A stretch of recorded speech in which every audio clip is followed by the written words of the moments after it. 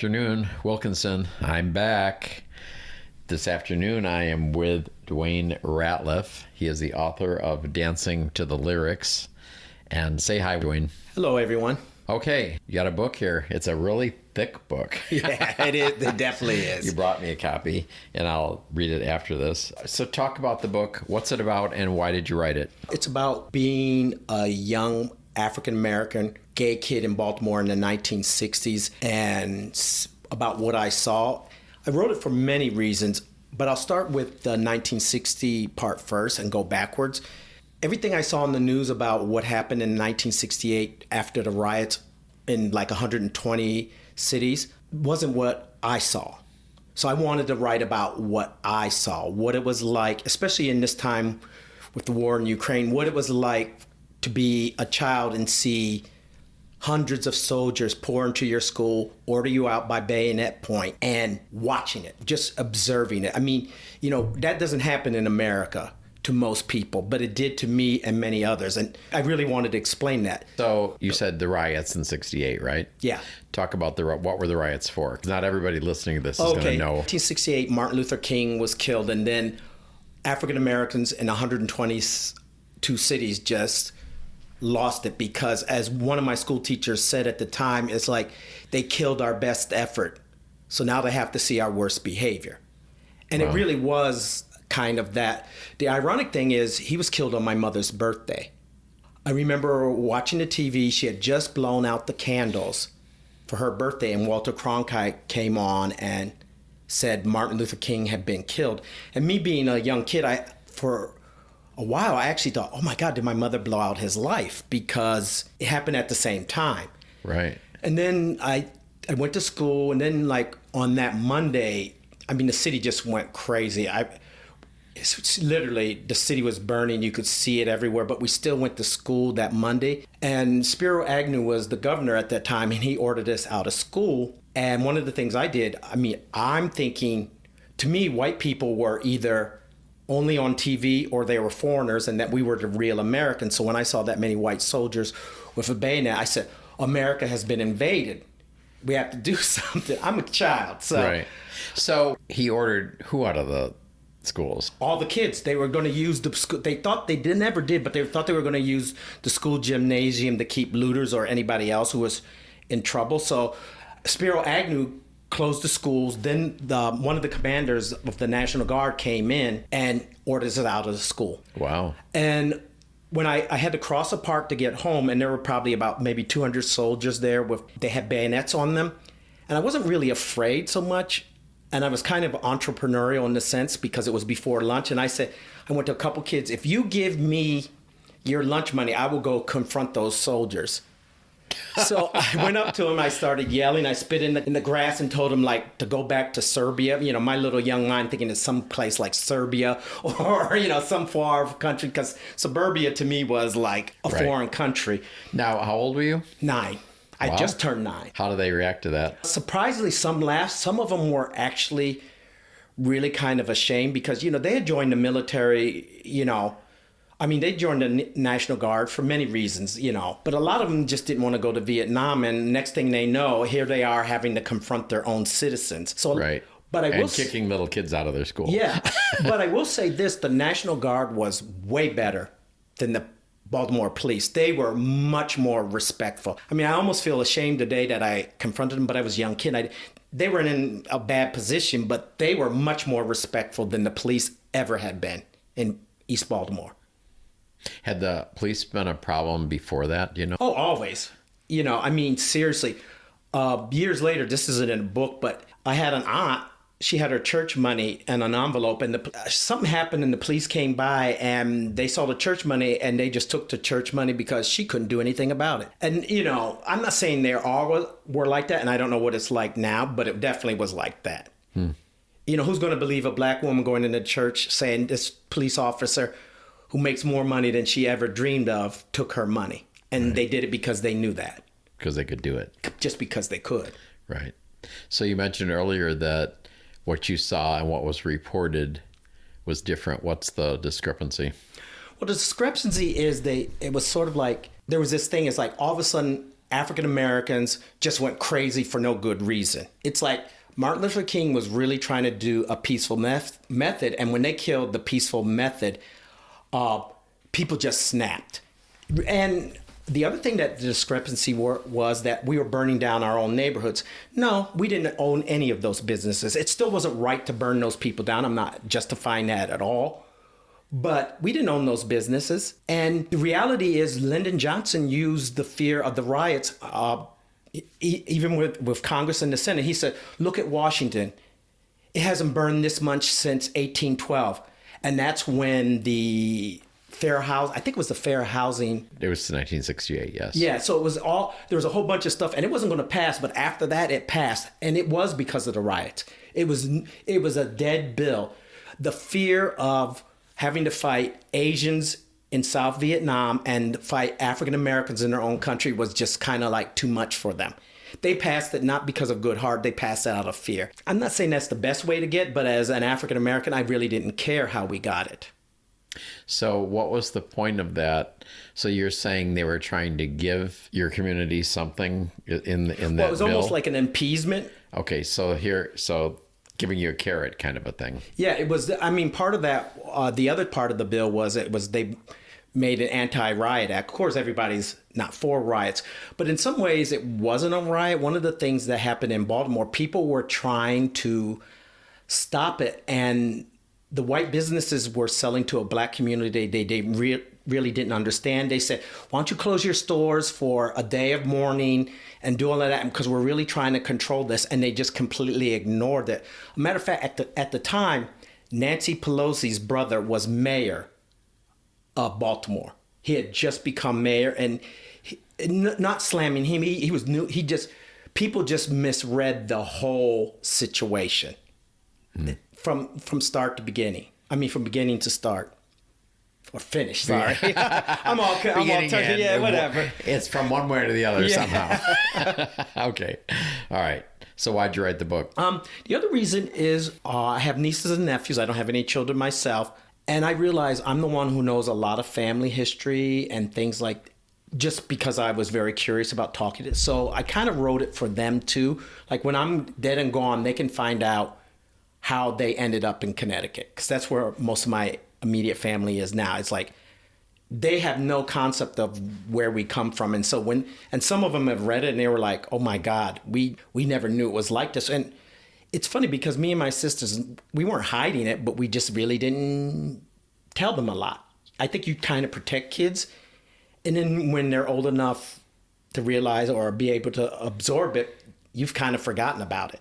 So you don't have your real name in the book. Yes. And oh my God, my sisters and some other relatives, like I said, I wrote this book, the names have been changed to protect the guilty, and some of them severely guilty. Oh, really? Yeah. But also one of the other reasons I wrote the book too is I was in special ed, and I always viewed, and I overcame that and I became a voracious reader, but I was still always afraid of my writing. I really was. I could spit out anything they said that I took in, and I spit it out. But like I said, I always thought I was a consumer of words.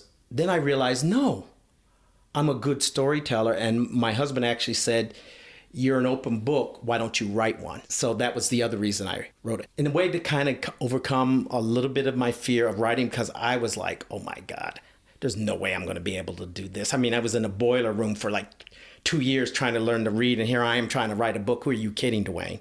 So people are not going to understand the boiler room concept here. So explain that. So when we moved from Baltimore, I mean, the schools there were really, really bad. I mean, they spent pennies on the dollar for black kids. And I didn't have a learning disability. I was just a late bloomer like so many kids are. So then we moved to Connecticut, and there was a big discrepancy. In the fourth grade, kids could read and write. I could write my name, and that was pretty much it. I have a funny story to tell. There was this one girl, her name was Martha Smythe.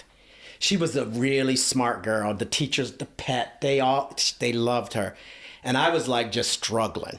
So and Martha didn't like me. So the teacher would say, all right, Martha, today it's your turn. You're going to pick the kids, and you're going to pick a word and a child to come to the board and spell it.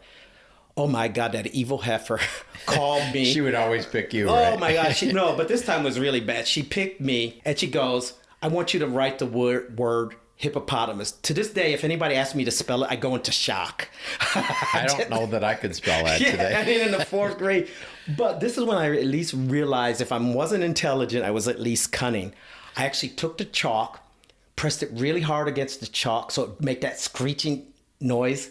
Right. Until I got to the first P, and then the teacher finally said, "Oh, I'm sick of you, Dwayne. Sit down." And so I did that. So I was... Oh, nice diversion. Yeah. It was interesting because I was actually starting to figure out ways to hide that I couldn't read or write. And then one day, my fifth grade teacher started reading Charlotte's Web to us at the end of the day. I was so mad that I had to wait for her to read, and I was afraid she was never going to finish it by the end. Then I went to summer school after that, and I literally blossomed. I went from not reading at all. I mean, I read Hamlet, the portrait, or actually it's called The Picture of Dorian Gray. I started reading Hamlet, all these things that other kids my age were not reading. And it was Charlotte's Web and the ability that I had to wait for someone to read to me that annoyed me so much that was the catalyst to make me read and learn. Okay, but you didn't tell about the boiler room. Oh, the boiler room. Yeah. Oh, sorry. I'm going to bring you back to the boiler room. So the boiler room, when we first got Go to the boiler room, okay? Yeah, that's where it started. So because we were special ed kids, this is way before today where you have to have a special room for a school. Back in the day, they just put you as far away from everybody else. So then the teacher of the special ed kid would come to each class that there was a special ed kid, draw you out of the class, and you have to make the long walk down this wooden steps into this boiler room. It was hot as hell in there. And you weren't going to learn anything in there. You're already hot. You're trying to stay hydrated. I can't even believe they even put us there. I just imagine it's bad enough for the kids, but what was the teacher thinking?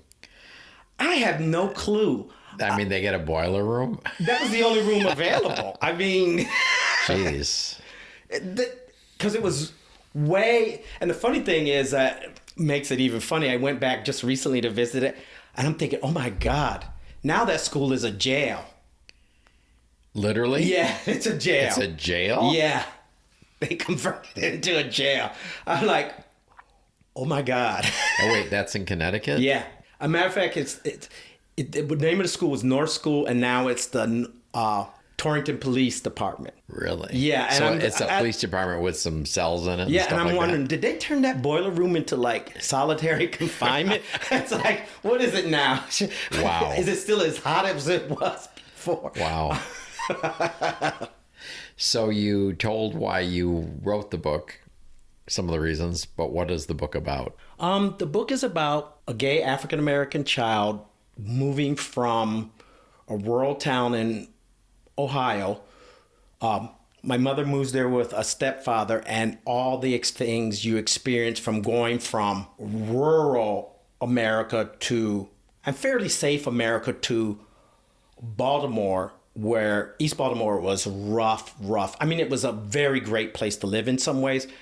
My husband even told me to write something in the book that I wasn't going to, because for a couple years, we grew up between the Maryland State Penitentiary and a junkyard.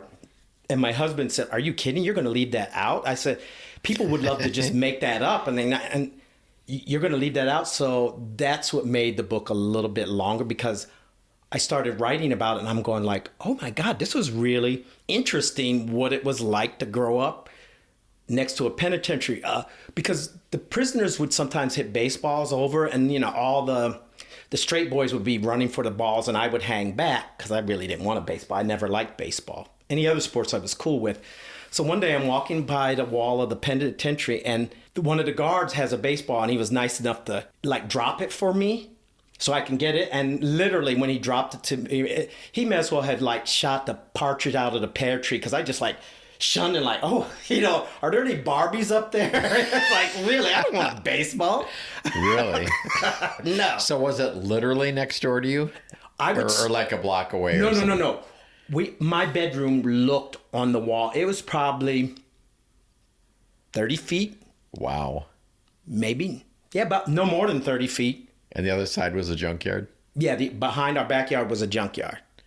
Huh. And it's so funny because when you're a kid, I don't know about other people. I didn't know we were poor because everybody else around us was like that. So you didn't think about it. Only when I got older and I mentioned it, people were like, no, you're making this up. I said, no, this is where we lived. I mean, we even found a dead body in there. In where? In the junkyard. Someone had just dumped them off. Seriously? Yeah.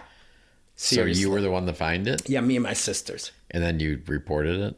Well, we told our mother, and we said, somebody's not breathing in the junk. I mean, I shouldn't be laughing because it was awful. But I think it's really weird. One of the reasons that there was so much violence and all of this going around, it almost reminds me of a story that I heard about a child who lived in London during the Blitz, while bombs are falling, and they still believed in Santa Claus. Right. That he were going to come down the chimney. And it was the same for us. I mean, you'd see people, it was pretty brutal, but, our worries were, was someone going to rob Santa Claus or the Easter Bunny? Are they going to be able to bring our presents? It was a totally different. So did your mother let it go, or did she report it? Oh, no, she reported it. Oh, she did? Yeah. Okay. It was a very colorful time period, and just and people, there were some people who kind of knew I was a gay child. They would make reference to like sugar being in your blood. Like in the book, my father, who is really kind of a jerk, but one of the things he was not was homophobic. He really was not that. I really didn't, surprisingly, because you think of an African-American community as being really homophobic, I personally didn't run into a lot of it, maybe because as the story I told you before we got on, I was like the neighborhood bully and sissy because I was tough enough, and then I could play with dolls, and no one's going to mess with me. So is that your stepfather you're referring to? Yeah, it's a stepfather. Is he still around? Yes. My mother, my two sisters, and my father are really the only ones left in the book who are still alive. Because I was 9 years old. Right. By the time the book ends. And do you get along with them or no? No. I get along with one of my sisters who are really, really great. The others were, there's always casualties in a place like that. And just emotionally and psychologically, they are casualties. So what was it like being sissy, bully, gay boy? I was black. One of the things that is interesting about a book, and I'm not putting down other people's book, but there's a lot of books about gay men writing about, or LGBTQ people writing about being bullied. I really wasn't. I mean, let's put it this way. People tried. Not that I was physically strong enough to push them off. I was one of these kids at a very early age. It was mind over matter. I don't mind and you don't matter. I really didn't care what other people thought of me. My husband just found out recently because he's met people who knew me when I was 9 and 10. And he said, no, he was always like this. It wasn't something he got in adulthood. He never cared what people thought. And you have to be like that, because when I moved to an all-white school, and I don't mean this as an insult to white people, but I remember the white kids were teasing me about how big my nose was.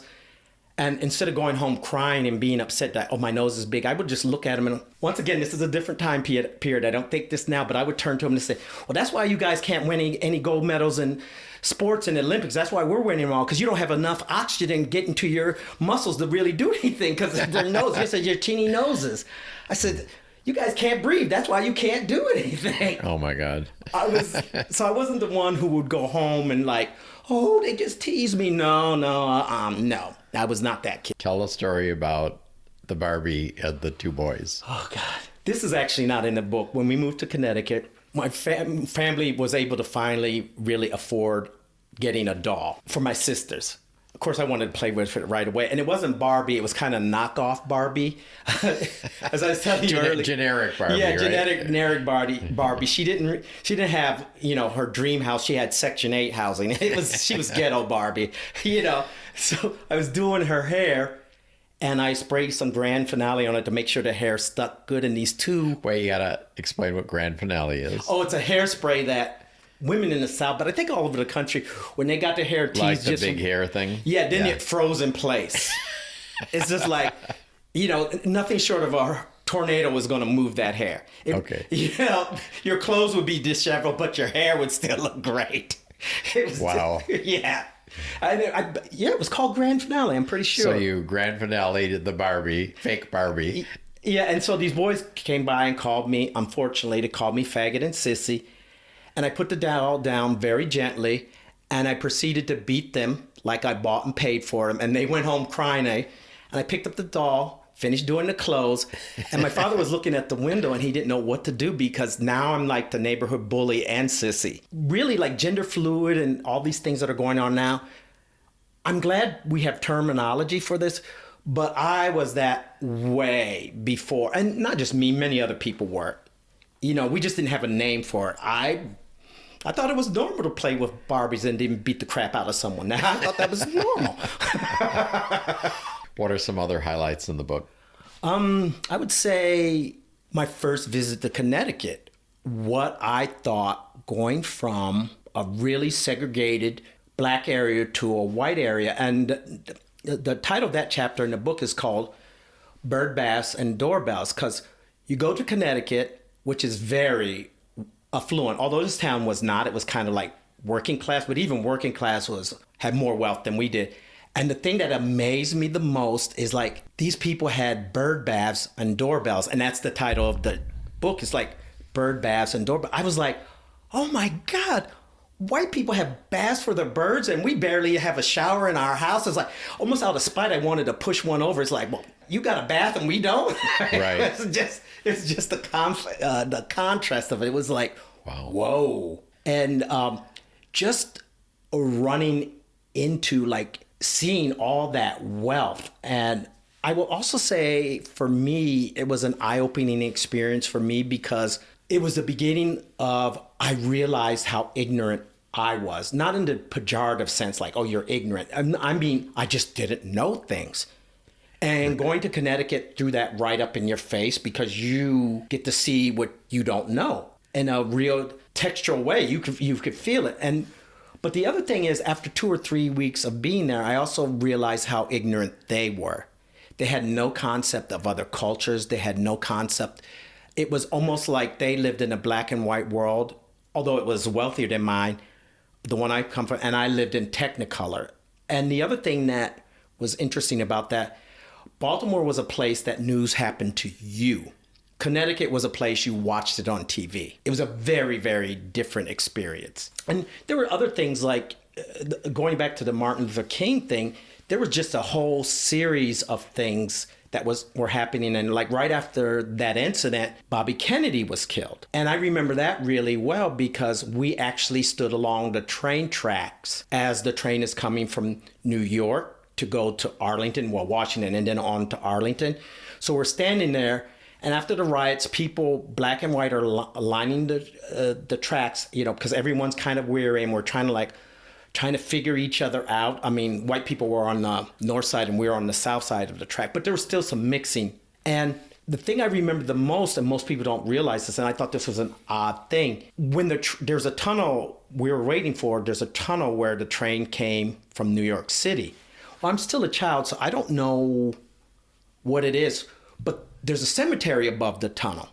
It's Greenmont Cemetery, and John Wilkes Booth is buried in that cemetery. And I think 2 weeks before, I had put a penny on the grave because there's a superstition in Baltimore, at least in that neighborhood, you put a penny on the grave, and there was talk of that was a way to make sure that John Wilkes Booth didn't get out of his grave. And I put that on there to make sure that no one else would be killed after Martin Luther King. And I thought, well, it didn't work because Bobby Kennedy was killed.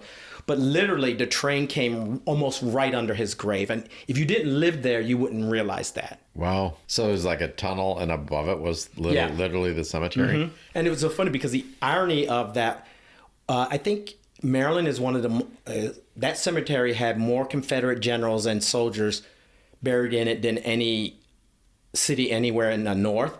And the irony of it, it was a sea of Confederate soldiers surrounded by black life because it was surrounded by a black neighborhood.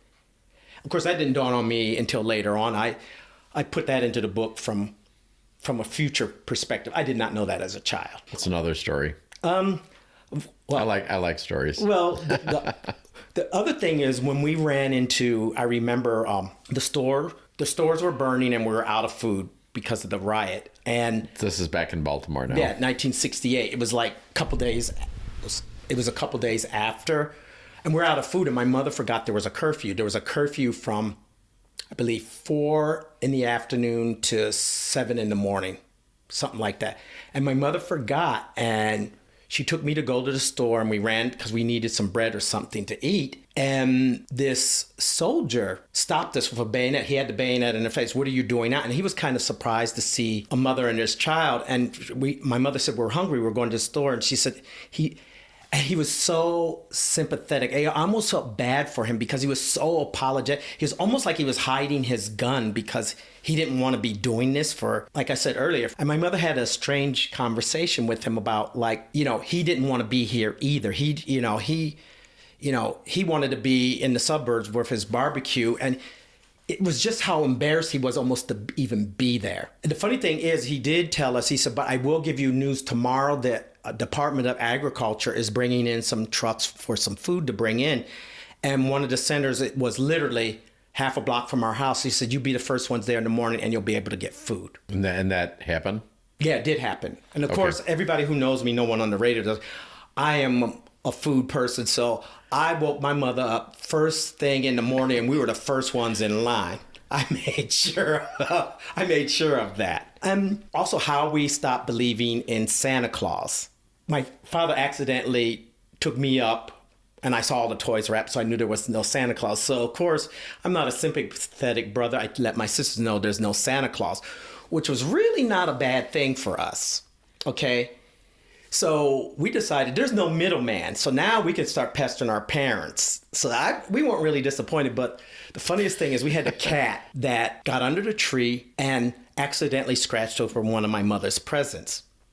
So my sister decided, oh, you know what, this is a good idea. She grabbed the cat, put her on her arm, put her finger on the paws to make the cat extend its paws, and got all her presents and opened her presents. And my mother was like, yeah. My sister, I'll say her name in the book. Isn't that funny, Peanut? That cat, not only did it go to school to learn to read, it also went to the gym to exercise so it can lift all these heavy presents and only open your presents. Wow.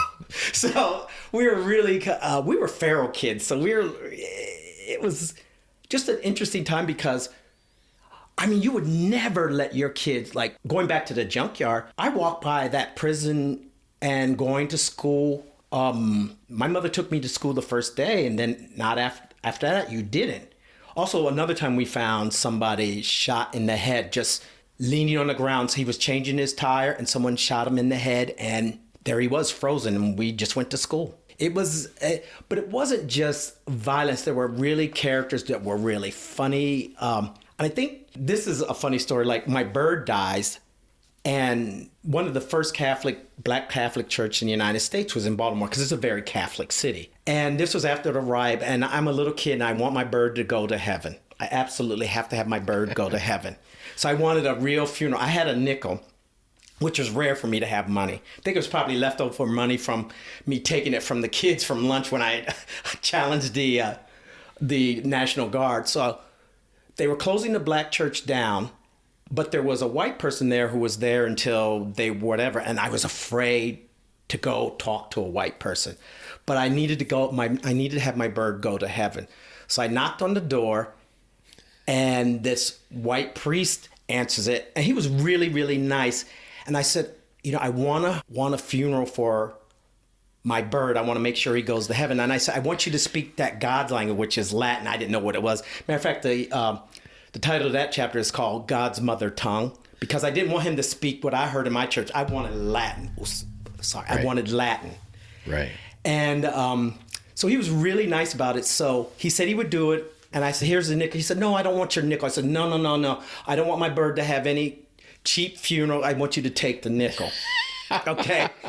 So then that was probably the second white person that I ever talked to. And then I did something that black people would chew white people out for doing. I said, can I touch your hair? Because I was going to get the most for my nickel. So he bent down. Of course, it didn't feel like it. He had Bureau cream or whatever that cream was. So it was kind of greasy.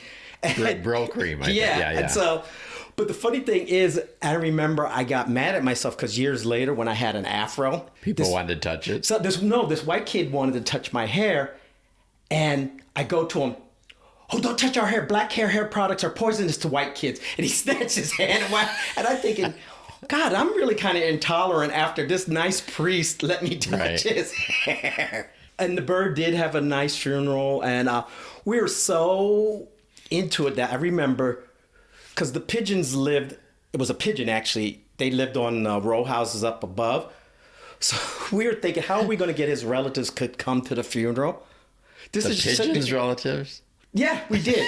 So we took caraway seeds and spread it all over the grave so they would come down and go to the funeral. Oh, brother. Oh, no, we were... Very, very creative. Yeah, I mean, we couldn't read or write, but when it came to everyday other things, we were pretty cool. All right. So do you have any words for my listeners? Yeah, I actually do. I think whether you publish or not, and it could take you, because this book took me 6 years, whether it takes you 2 years or 6 years, there's somebody, I don't care how uninteresting you think your life is, that's not true. Everyone out there has an interesting life. You just don't think it because you're too busy living it. And if you have kids or grandkids and you don't want those stories to fade away, write them down because they do disappear. So write a book. Yep. Whether or not you publish it, just write it. Yeah, I wasn't even going to publish this, actually. But my husband said, Dwayne, it's actually good. And I said, are you kidding me? He said, no, I would be the first one to tell you. And some of my other friends, they were saying, a matter of fact, they actually said to me, I can't believe you wrote this. I'm like, well, that's a compliment, I think. It's so good, I can't believe you wrote it. Right. Oh, well. Well, I appreciate you coming in. Thank you. Thank you. It was great having you. You're fun. Take care.